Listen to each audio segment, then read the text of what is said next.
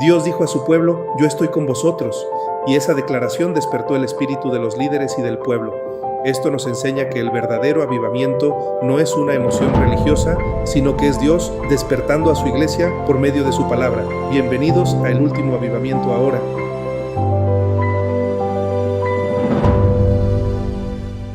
Bienvenidos a este estudio del Evangelio de Marcos verso a verso, donde estamos estudiando los evangelios, el evangelio en este caso de Marcos, para poder comprender muchas cosas acerca de Dios, de la forma como Él nos ve, la forma como Él piensa, a Jesucristo, que es hombre, también 100% hombre, aunque también sabemos que nuestro Señor Jesucristo es 100% Dios, que Él es el Creador, el Dios eterno, igual en potencia y en poder que Dios el Padre y que el Espíritu Santo, pero nuestro Dios, nuestro gran Dios, tomó un cuerpo humano, se encarnó y vino a vivir una vida perfecta, un modelo a seguir para todos nosotros los que nos llamamos cristianos, que son seguidores o pequeños Cristos, pequeños discípulos de Él, que nuestro más grande anhelo y propósito es crecer a la estatura de Él, de su carácter, ser imitadores de Él en toda nuestra manera de actuar, pero también, por supuesto, nuestra manera de pensar.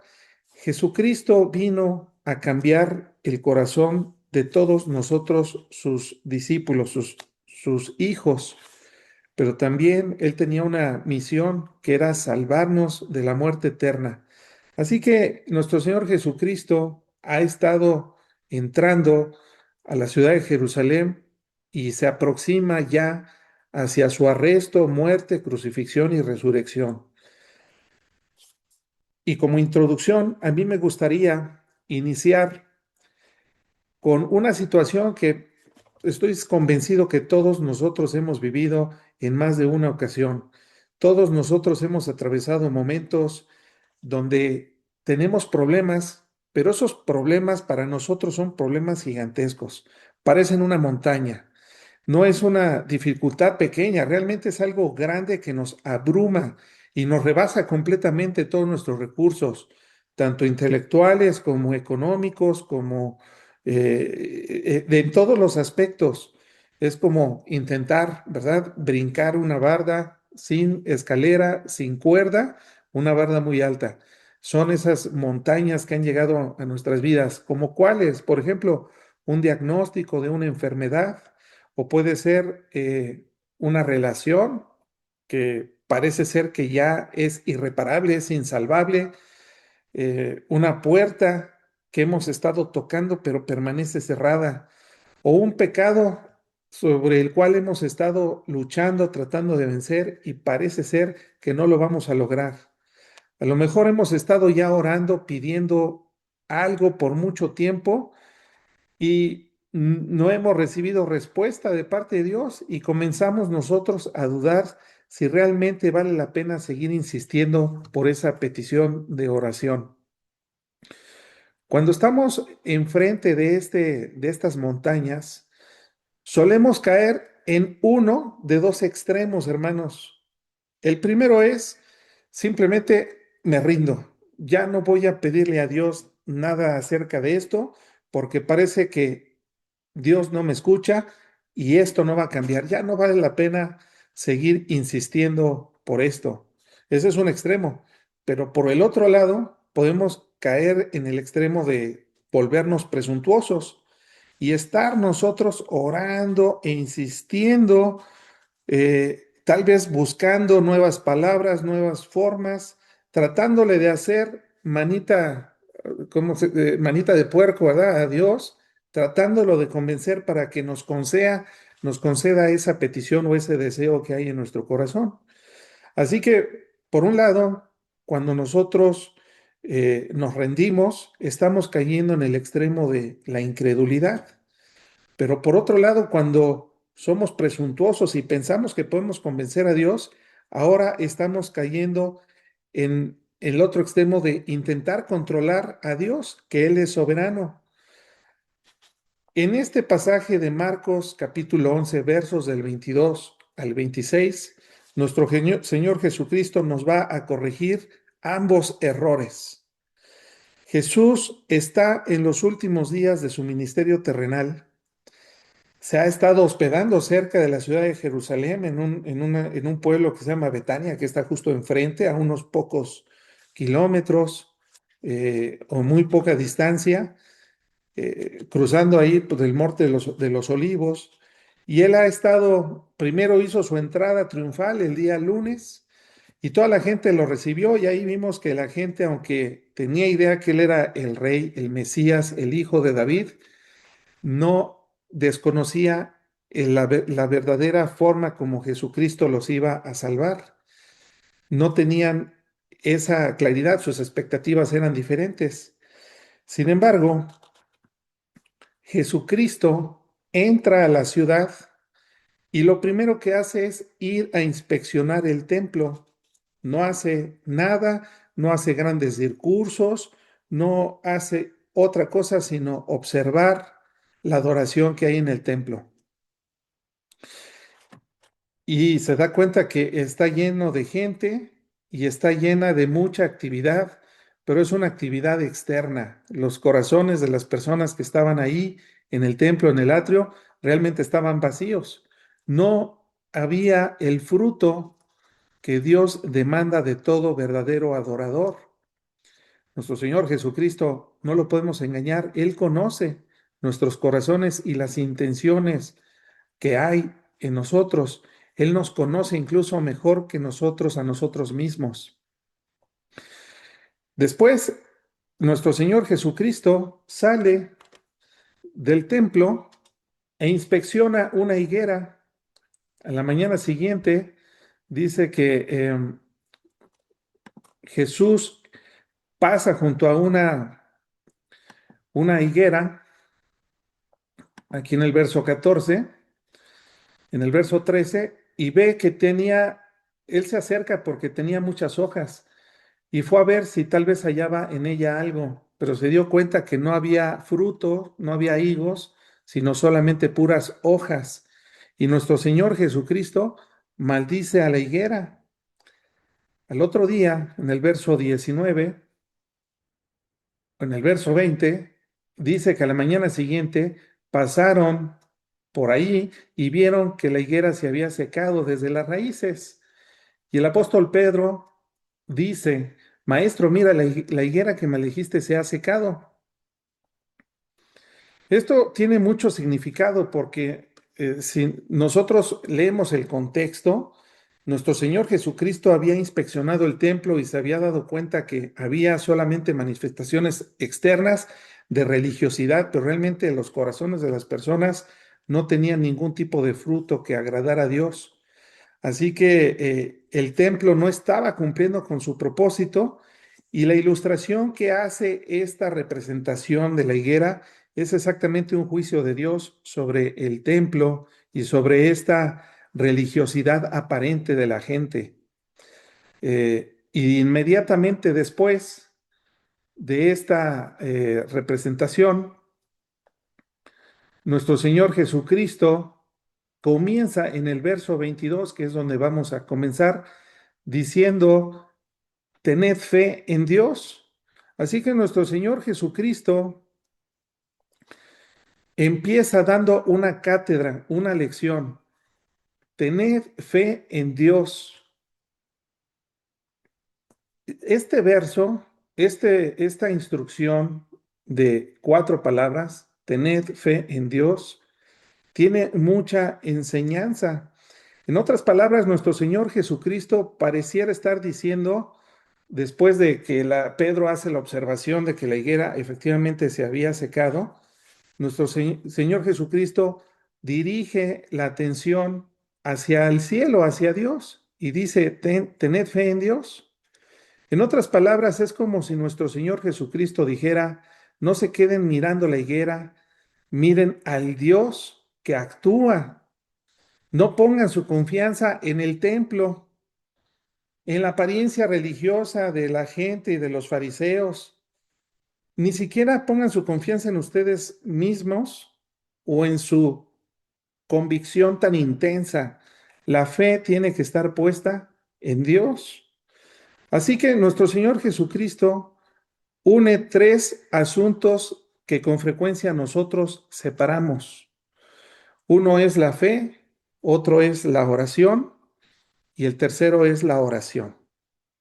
La fe verdadera no es una energía impersonal, tiene un objeto o tiene su objeto en Dios. No es como la fe que vimos en la serie de Star Wars, ¿verdad? Que Luke tenía fe y empieza a levantar las piedras. No es así, no es, esa es la fe que nos está enseñando nuestro Señor Jesucristo. El objeto de nuestra fe debe ser Dios. Después, la oración verdadera. Esta no es una orden dirigida al cielo, o sea, nosotros no podemos manipular la soberanía de Dios, sino podemos acercarnos a ese Dios soberano de una manera confiada y de una manera sobre la cual nosotros nos sometemos a su voluntad. Y el perdón verdadero no es un añadido opcional, es el fruto de haber todos nosotros recibido de la gracia de ese perdón inmerecido en nosotros mismos. Así que en esta lección que vamos a estar estudiando de Marcos 11, del verso 22 al 26, vamos a aprender una gran lección. Esta lección es que nosotros tenemos que orar con fe en Dios, porque Dios es soberano, confiando en su poder y además pidiendo conforme a su voluntad y perdonándonos tal cual como nosotros hemos sido perdonados por Él. Así que la respuesta o la pregunta que responde este pasaje es cómo se manifiesta la fe verdadera en Dios cuando oramos. ¿Cómo se manifiesta la fe verdadera en Dios cuando oramos? Este pasaje nos va a enseñar acerca de estos tres enseñanzas, tres grandes enseñanzas o manifestaciones. Voy a poner aquí en pantalla la presentación. Ahí está nuestro problema, que parece una montaña que está frente a nosotros. Ya les había comentado que en la manera como nosotros respondemos puede ser en dos extremos, respondiendo con incredulidad, dándonos por vencidos, o con presunción, pensando que tal vez nosotros podemos encontrar la manera de obligar a Dios de cumplir o de concedernos lo que nosotros le estamos pidiendo. La primer gran enseñanza la encontramos en el verso 22. La fe fija su confianza en Dios, no en sí misma. Vamos a poner la lectura y ahorita seguimos continuando con el análisis. Dice nuestro Señor Jesucristo, respondiendo Jesús les dijo, tened fe en Dios. Esta oración, les comentaba, es breve, pero abre todo, de aquí partimos para entender todo lo demás. Si nosotros aislamos este versículo del resto del texto, del verso 23 al 26, vamos a convertir esta enseñanza en una simple técnica, ¿verdad? Y Dios no vino a enseñarnos técnicas. Tenemos que entender cuál es el centro de la enseñanza y este versículo es el centro, no es lo único. Vamos a tener que comprender que la seguridad de la oración no depende de de la grandeza de quien está orando, sino de la grandeza de Dios. Nuestro Señor Jesucristo no nos dijo, tengan fe en su capacidad o tengan fe en sus palabras o tengan fe en sus sueños. Ni siquiera nos dijo, tengan fe en la fuerza de su propia fe, ¿no? Fe es en la fe. Nuestro Señor Jesucristo nos dijo, tengan fe en Dios, porque la fe bíblica, la fe que nos enseñan las Escrituras, siempre va a mirar fuera de sí misma. Es como la ilustración que les puse aquí. Una mano que está aferrada en un barandal, eh, estamos nosotros aferrándonos cuando oramos a la suficiencia de Dios y no en el poder de nosotros mismos o de nuestra mano. Por eso la pregunta no es qué tan intensa es mi sensación de la seguridad de que voy a recibir lo que estoy pidiendo, sino la pregunta es, y que por eso nosotros estudiamos la Biblia, ¿quién es el Dios en el cual yo he depositado mi confianza? Y ahí es donde empieza a cobrar sentido todo lo que es el estudio de la teología, del estudio de Dios, pero también de nosotros mismos. Por eso leemos la Biblia y estudiamos para conocer el carácter de Dios. Cuando nosotros, que ya por ejemplo dimos un panorama breve de todo el Antiguo Testamento, nosotros empezamos a ver que Dios se manifestó a la humanidad desde el principio, desde el Génesis, como el creador de todas las cosas. Él es el Todopoderoso y ninguna circunstancia rebasa su dominio. Él es el soberano, lo que Dios ha determinado y su consejo se va a cumplir. Eso lo hemos aprendido. Pero también vemos que nadie puede frustrar sus propósitos. Por eso conocemos que Dios es soberano. Nadie lo puede estorbar. Nuestro Dios, en el Dios en el que hemos confiado, también es un Dios sabio, porque eh, Él es el único que es verdaderamente bueno y sabio. Nosotros no somos ni tan buenos y mucho menos tenemos sabiduría.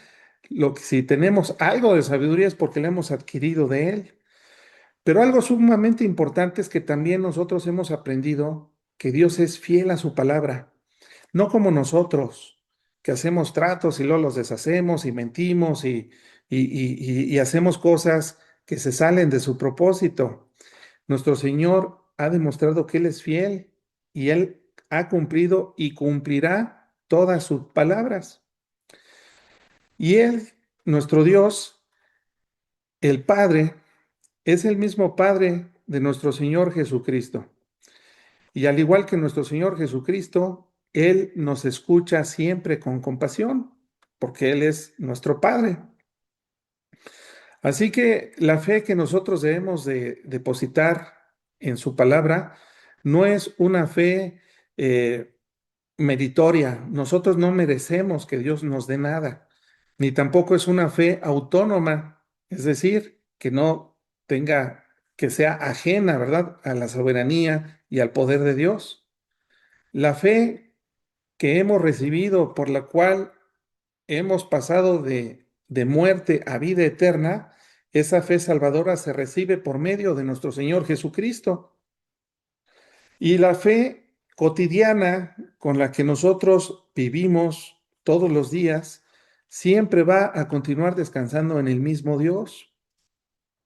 Aunque la fe débil en nuestros momentos de debilidad, debemos de confiar en que esa fe, por muy pequeñita y débil que parezca, puede descansar en un Salvador que es todopoderoso, que es fuerte, que es nuestro Señor Jesucristo. Así que nuestra seguridad no procede de mirarnos hasta encontrar una confianza perfecta, sino de mirar a Dios tal y como Él se nos ha revelado por medio de la Escritura, de la Biblia, de su palabra. Esto también debe corregir en nosotros la idea de que nosotros participamos de alguna manera para que las cosas ocurran simplemente con el poder de nuestra boca, porque algunos creyentes sinceros, pero sinceramente equivocados, insisten en que nosotros tenemos que declarar las cosas para que sucedan. Es como una fe en nuestras palabras, porque Dios habló y creó con el poder de su boca todas las cosas, pero debemos de entender que nosotros no somos Dios, que nuestras palabras no tienen el mismo poder que las palabras de Dios. El poder de que las cosas ocurran no es porque nosotros las declaremos con mucha intensidad y con mucha fe en nuestro corazón, sino debe de radicar en el poder soberano de Dios. Y ahorita les voy a explicar por qué menciono la palabra soberano, en el poder soberano de Dios. Nosotros no somos soberanos en ningún aspecto, hermanos. ¿Cuántas veces? Yo creo, a mí me pasa casi diario. que me levanto con un plan en mi cabeza, hoy voy a hacer esto en tal horario y voy a hacer esto y así tengo ya en mi cabeza toda mi agenda. Y saliendo no arranca el carro, o saliendo se me poncha una llanta, o ya voy a medio camino hacia una reunión y me cancelan mi cita. Nosotros no somos soberanos en absoluto. Todos nuestros planes normalmente se nos frustran. Nosotros somos dependientes, pero a Dios no le pasa eso. Él lo que ha determinado, Él sí lo va a ejecutar, porque Él es el Todopoderoso. Así que nuestra fe, Dios corrige nuestras creencias, ¿verdad? Nuestra fe no controla nuestra respuesta. La fe no controla nuestra respuesta, presenta, solamente debemos de presentar nuestras peticiones. Nosotros como creyentes no podemos decretar la realidad. Yo decreto nada. El Señor es el que decreta y nosotros somos los que debemos de confiar en su gobierno, porque Él es el que maneja la realidad. El Salmo 115, verso 3, nos dice lo siguiente.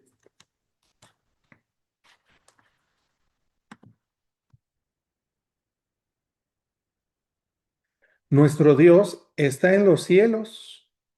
Todo lo que quiso, ha hecho. Nosotros no nos parecemos, pero ni poquito. Nosotros no hemos hecho ni el 20% de lo que quisiéramos hacer, ¿verdad? Pero nuestro Dios hace el 100% de todo lo que ha querido. Y me regreso a la ilustración de esta mano temblorosa que sostiene un barandal que, como pueden ver en esta ilustración, es de acero. La mano se ve que es débil, pero ese barandal que está sosteniendo es firme. Y así es la fe de nosotros los creyentes. Nuestra seguridad no depende principalmente de la fuerza de nuestra fe, como la fuerza de esta mano que está sosteniendo el barandal. Nuestra fe o la seguridad de lo que pedimos depende de la solidez de Dios. Nosotros no somos sostenidos por la perfección de nuestra fe, de nuestra confianza. Nosotros somos sostenidos por la fidelidad de Dios en quien hemos depositado nuestra confianza. Así que nosotros debemos de aprender muchas cosas de esta ilustración. Ahí te van cuatro grandes enseñanzas. La primera es, dejemos de medir nuestra fe solamente por lo que sentimos. Porque nosotros somos un sube y baja, ¿verdad? Un carrusel, una montaña rusa de emociones. Nosotros no podemos ni siquiera confiar en la fuerza de nuestra fe. Tenemos que confiar en la fuerza de aquel a quien le estamos pidiendo las cosas. A veces no oramos porque no nos sentimos con esa fuerza. Y se acuerdan que nosotros acabamos de pasar una ilustración, un pasaje aquí en el Evangelio de Marcos, lo voy a poner aquí en pantalla, de un papá cuyo hijo estaba siendo atormentado por espíritus malignos. Y este padre respondió, vamos a ver el verso 23. Jesús le pregunta, si puedes creer, al que cree todo le es posible. E inmediatamente el padre del muchacho clamó y dijo, creo, pero después hizo algo maravilloso. Con toda la sinceridad, él aseguró que aún en su fe, vamos al 23, dice, dice que este padre dice, bueno, sí creo, pero él admitió que la fe que él tenía era débil. Por eso inmediatamente después le pide a Jesús, ayuda a mi incredulidad. Este padre estaba desesperado, pero él fue honesto y dijo, bueno, mi fe, sí tengo fe, pero a lo mejor mi fe no es tan fuerte como se necesita. Por eso pidió ayuda en su incredulidad. Yo le recomiendo que si no viste esta enseñanza, esta está ya disponible ahí en el canal del Último Avivamiento, en la playlist del Evangelio de Marcos, porque hubo mucha enseñanza detrás de esto. Esa es la primera gran enseñanza. Nosotros no podemos depender de que si sentimos completa, absoluta fe en lo que estamos pidiendo, porque no es en nosotros, es en Dios, y Dios es el Todopoderoso. La segunda es que nosotros tenemos que arrepentirnos de intentar confiar en otros recursos que no sean Dios. Por ejemplo, algunos dicen, no, sí creo en Dios, pero están aferrados a un negocio que ellos están cerrando. O a lo mejor dicen, no, yo sí soy un hombre de fe, sí, pero porque tienen dinero en el banco, ¿verdad? Lo tienen en inversión. Así que nosotros no podemos agarrar ningún tipo de sustituto para tener una completa seguridad de que Dios nos concederá lo que estamos pidiendo. Una tercera lección es que no podemos convertir la fe en una técnica de autosuperación. Hay muchas expresiones que se escuchan en iglesias, incluso en redes sociales, que dicen, activa tu fe, declara tu milagro, arrebata lo que estás pidiendo, decreta tu futuro. Ya lo dijimos, esto puede desplazar de una manera sutil el poder de Dios y colocarnos a nosotros mismos o al ser humano en el centro. Y no, en el centro debe estar, en el centro de nuestra fe debe estar Dios. Tenemos que tener fe en Dios. Y la cuarta y última lección de este texto de Marcos es que no podemos nosotros tener ansiedad mientras oramos. No podemos tener ese tipo de ansiedad. No necesitamos ni siquiera fingir que estamos bajo control, eh, demostrar, ¿verdad? De manera exterior que estamos confiando en Dios, pero por dentro sabemos que hay muchas dudas. Tenemos que confiar en Dios. Así que la seguridad de la fe nunca debe de recaer en la fe del creyente, sino que debemos estar enfocados en el poder de nuestro Dios en el cual nosotros hemos creído.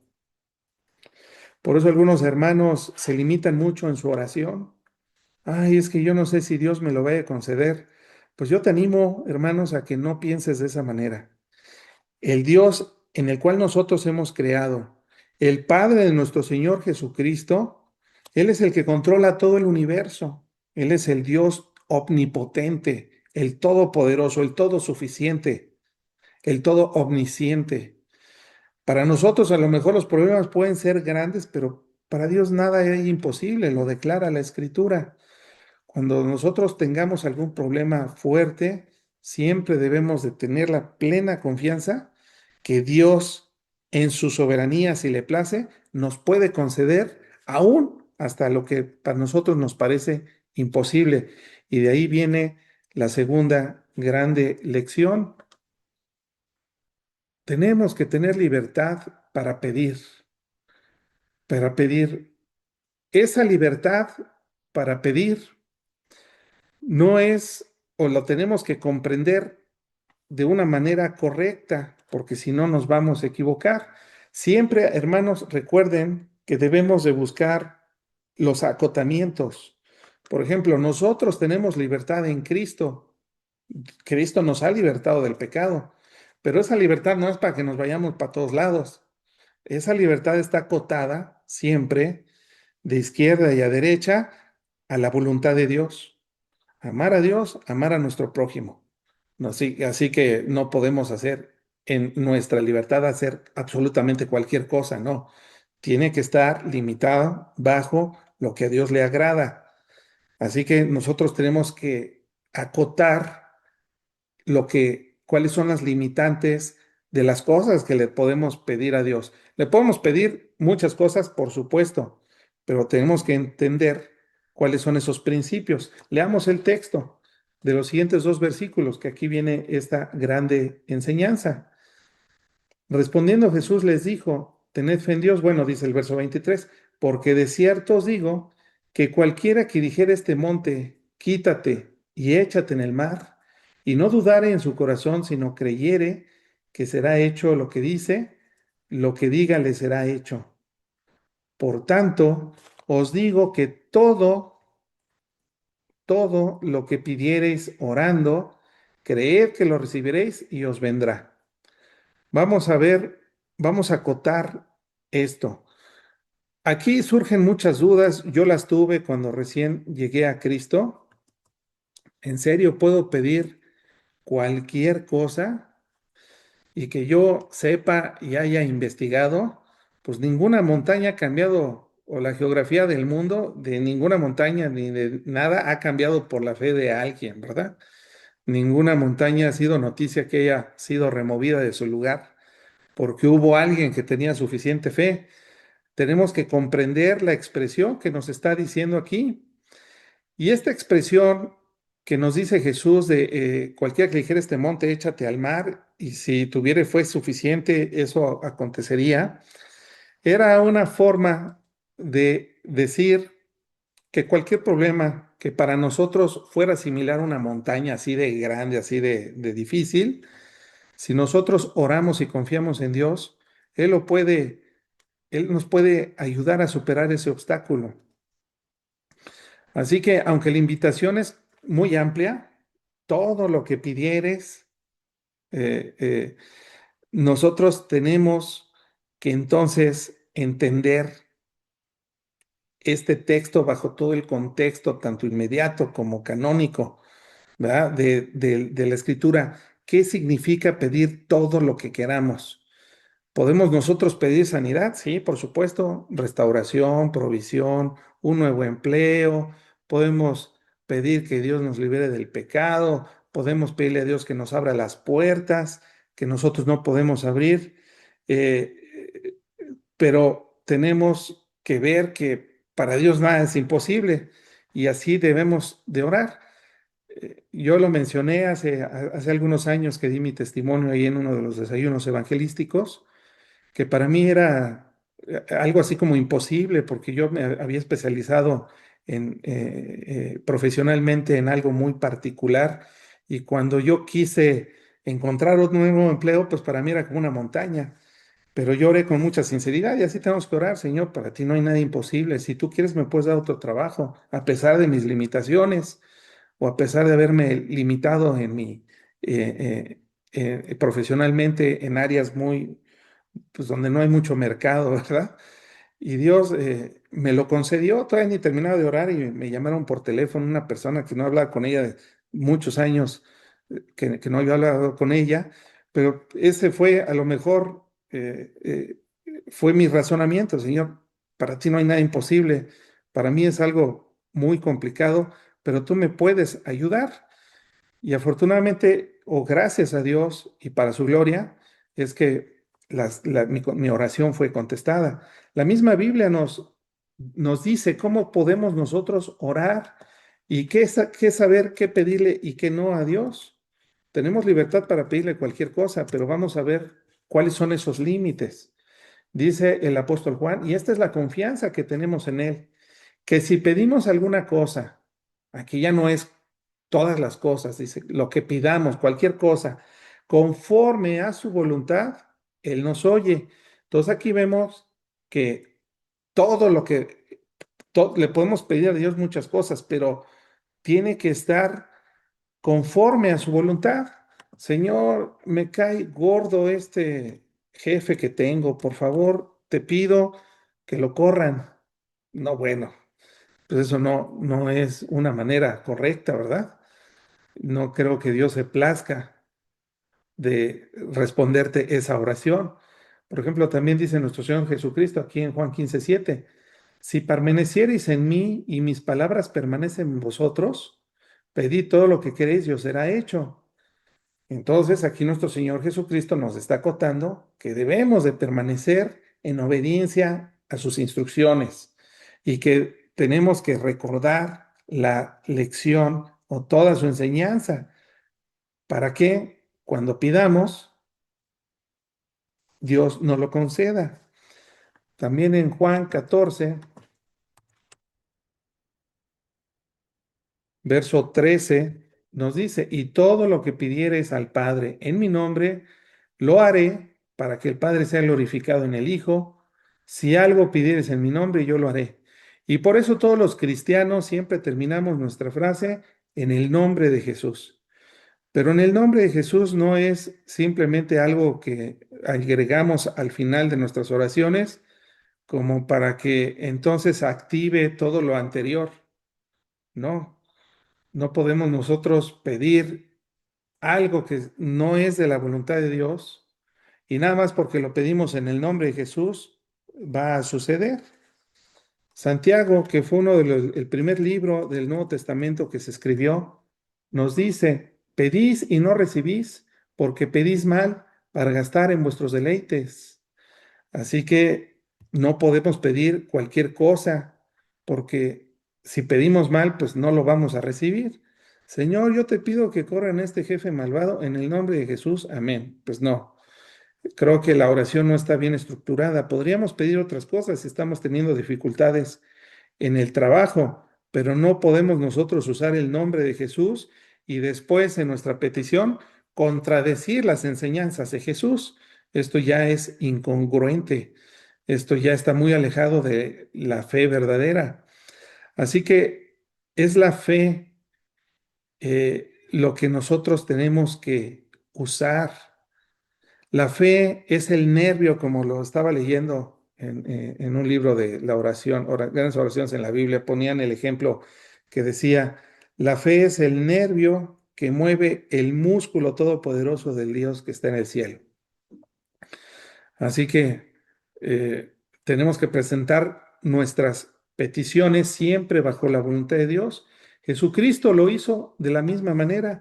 Recordemos ahí en el monte Getsemaní, ya vamos a llegar a ese texto, cuando Jesucristo está por ser arrestado. Él está orando ahí en Getsemaní y Jesús se postró sobre su rostro llorando, le decía, oraba diciendo, Padre mío, si es posible, pasa de mí esta copa, pero no sea como yo quiero, sino como tú. Nuestro Señor Jesucristo no quería ir a la cruz. Aquí lo dice, si es posible, si hay otra opción, Señor, que yo evite el sufrimiento, el martirio y la muerte de cruz, si hay otra manera de salvar a la humanidad, hazlo de otra forma. Pero dice, pero no sea como yo quiero, sino como tú. ¿Y cómo quiso el Padre que fuera? Pues como fue. Nuestro Señor Jesucristo siendo burlado, humillado y muerto en una muerte sumamente nada honorable, despreciado y muy dolorosa. Nuestro Señor Jesucristo siempre antepuso sus peticiones a la voluntad del Padre. Él fue sumiso a la soberanía de Dios. Y nosotros sabemos que Dios puede responder de muchas maneras ante nuestras oraciones. Puede ser que nos conceda lo que le estamos pidiendo, puede ser que nos niegue lo que le estamos pidiendo, o puede ser un todavía no.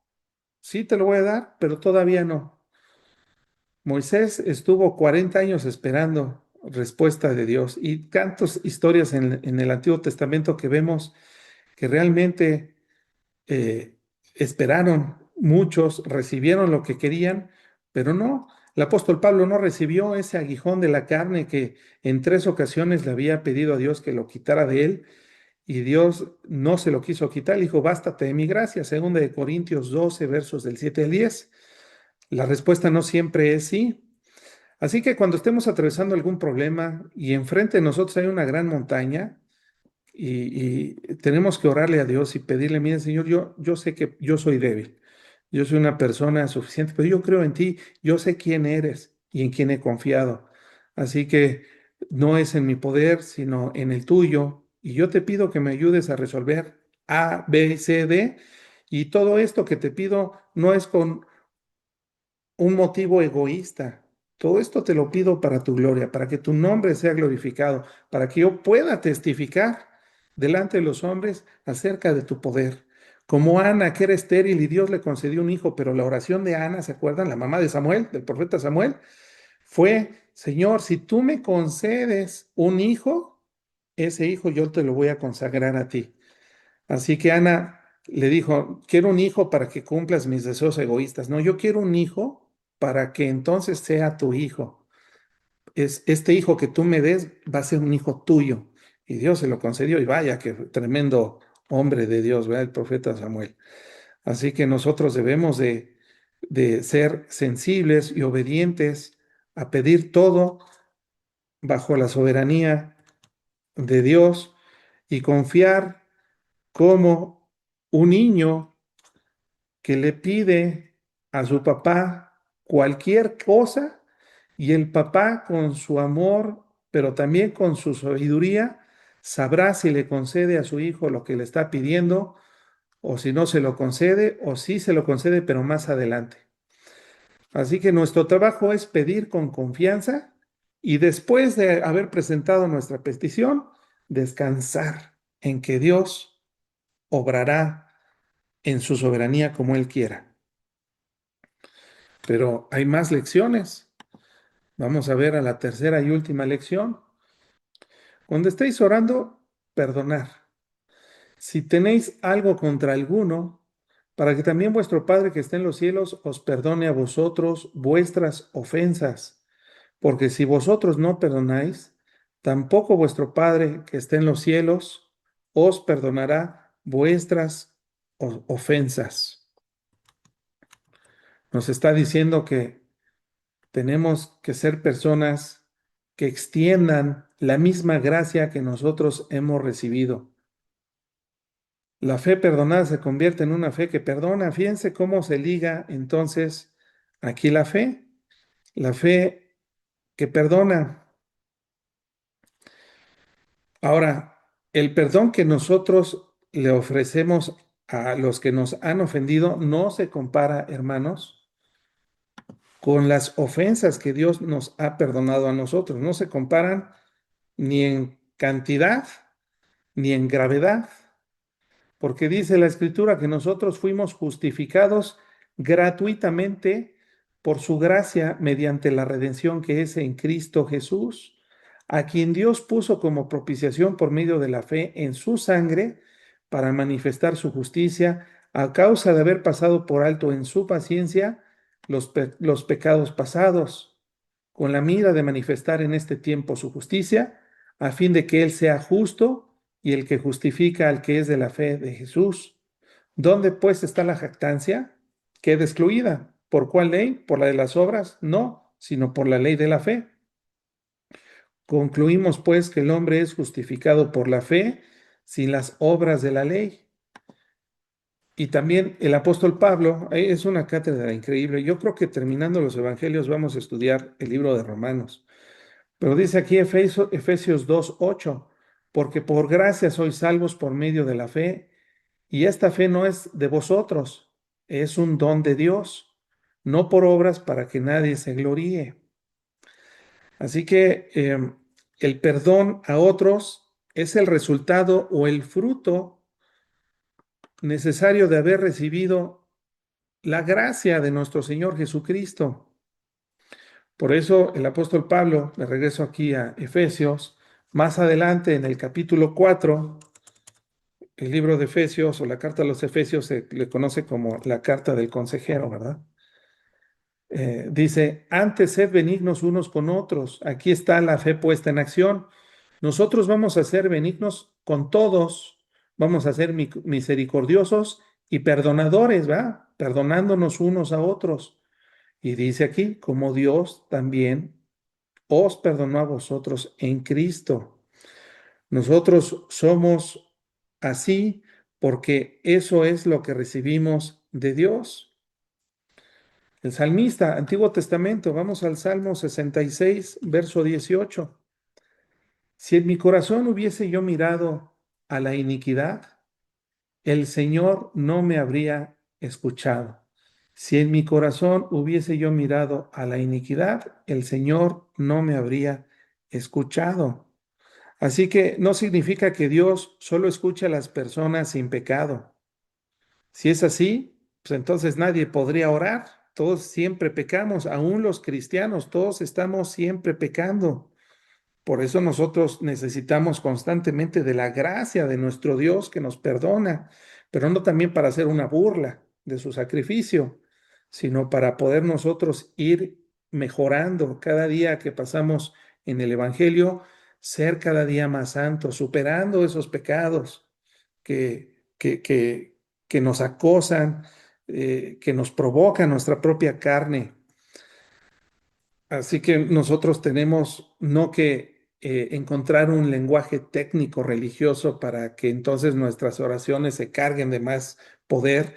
Nosotros lo que en realidad debemos hacer siempre es arrepentirnos por los pecados que hacemos y también arrepentirnos por no extender la gracia que Dios nos extiende todos los días. Porque ya se te cerraron en el tráfico, hermano. Bueno, perdona. ¿Qué significa perdonar? Esa es la gran pregunta. ¿Qué es perdonar? Perdonar es pasar por alto los pecados de otros, es renunciar a la venganza personal. Y toda esa deuda que otros tienen para con nosotros, si nos transaron, si nos insultaron, si nos ofendieron, si nos humillaron, Señor, yo los perdono, entrego a ti mi deuda. Esa deuda que tienen para conmigo, todos estos, te los entrego a ti, Señor. Perdonar es soltar, es romper esas cadenas. No podemos vivir amargados, amargados, porque si estamos amargados es porque no tenemos perdón, tenemos falta de perdón. Debemos, para que Dios nos pueda escuchar, ser personas que no tengamos esas ataduras, seamos personas perdonadoras. Vamos a ver esto. Nuestro Señor Jesucristo nos pone una ilustración de la dureza de un siervo que fue muy severo con otro consiervo de él y que no le quiso perdonar una deuda que era 1000 veces más pequeña que la que él tenía con su rey. Y nuestro Señor Jesucristo nos enseña que ese siervo que fue duro para perdonar a sus consiervos no recibió la misericordia que ya se le había ofrecido, una cancelación de una deuda muy grande.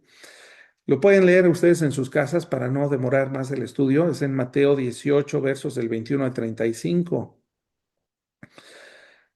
Nuestro Señor Jesucristo dice, si tenéis algo contra alguno, ¿contra quién? Bueno, pues contra alguien que nos haya ofendido. Nosotros tenemos que perdonar. Tenemos que recordar siempre la magnitud del pecado que nosotros recibimos, el perdón de nuestros pecados. En el estudio de matrimonio yo les decía, nadie merece ser feliz, porque eso es clásico, ¿no? Cuando hay un pleito entre esposos. Es que yo merezco ser feliz, lo mira, tú y yo merecemos el infierno. Tú y yo merecemos la ira de Dios sobre nosotros, pero por su gracia y por su gran misericordia no la recibimos y nos ha otorgado perdón por medio del mérito de nuestro Señor Jesucristo. Tenemos siempre que recordar que nosotros no estamos dando nada, ni nos está pidiendo Dios que demos algo que antes nosotros no hayamos recibido de su mano. Tenemos que dar pasos firmes y concretos para avanzar hacia el perdón. Y si nosotros somos los agresores, los que hemos ofendido a otros, tenemos que arrepentirnos y pedirle perdón a Dios. Y si la ofensa ha sido contra alguien más, ir con esa persona y pedirle perdón de corazón. Bueno, de esa persona dependerá si nos perdona o no, pero nosotros tenemos que mostrar arrepentimiento y pedir perdón a Dios en primer lugar, porque Él es el que ofendemos siempre cuando pecamos, pero también a nuestro prójimo. Y si hemos defraudado a alguien, pues restaurar lo que hemos hecho mal. Ese es lo que Dios nos enseña. Nosotros, entonces, en conclusión, tenemos que ser personas capaces de pedir en base no a la grandeza del problema, sino a la grandeza, a la omnipotencia de Dios, la santidad de Dios, su justicia. Después, debemos siempre descansar una vez que hemos hecho nuestra petición de oración. Tenemos que descansar en el poder y en la soberanía de Dios, confiar en Él, no estar comiéndonos las uñas, ser personas que tengamos o reflejemos esa paz sobrenatural que todos los cristianos deben de tener, porque confiamos no en nuestras fuerzas, sino en Él, y tenemos que perdonar. No podemos nosotros pensar que podemos controlar a Dios. No hay ningún problema más grande que Dios no pueda manejar. En eso nosotros debemos de confiar. Confiemos en el poder de Dios, no en nuestra fe. No es fe en la fe, no es fe en nosotros, no es una técnica, no es concentración, es en Él. Nosotros, aun cuando no sintamos mucha fe, debemos de arrepentirnos, pedirle perdón a Dios, Señor, ayuda en mi incredulidad y concédeme esto que te estoy pidiendo, porque ya vimos que debe de estar acotado hacia su gloria, siempre pensando no de una manera egoísta, pero siempre pensando que Dios es el que debe de ganar. Así que, amados hermanos, hasta aquí vamos a dejar el estudio, vamos a hacer una oración. Y yo sé que hay muchas peticiones de oración, pero confiemos, hermanos, en Jesucristo que nos da esta grande lección el día de hoy. Confiemos en que su soberanía Él nos va a responder, que Él puede mover montañas, es más, Él las creó. Así que, amados hermanos, oremos. Señor Jesús, te damos gracias por tu palabra, porque tú nos alientas a ser personas de oración. Sabemos que tú eres el soberano y que tu consejo siempre se va a hacer, pero tú quieres, Señor, de nosotros que confiemos siempre en ti. Te rogamos, Señor, que nos bendigas. Te rogamos, Señor, que nos guardes siempre en santidad, que no haya estorbos. Y si los hay, te pedimos perdón, nos arrepentimos de todo corazón por nuestras maldades. Y te rogamos que nos ayudes a cambiar este corazón endurecido para que nosotros sigamos siempre creciendo en santidad. Cada día que vivamos confiando en ti, seamos más santos, más fuertes, más firmes. Y todo esto te lo pedimos porque tú lo mereces. Es para tu gloria, Jesús. En tu nombre precioso oramos y te damos gracias. Amén. Gracias por haber llegado hasta el final de este estudio. Mi oración es que la palabra de Dios haya bendecido tu vida, fortalecido tu fe y te anime a caminar en obediencia a Cristo. Si este mensaje fue de edificación para ti, te invito a compartirlo con otras personas para que también puedan ser bendecidas por la verdad de la palabra de Dios. Suscríbete al canal, activa las notificaciones y acompáñame en los próximos estudios bíblicos. Que Dios siga despertando nuestro corazón por medio de su palabra. Nos vemos en el próximo estudio.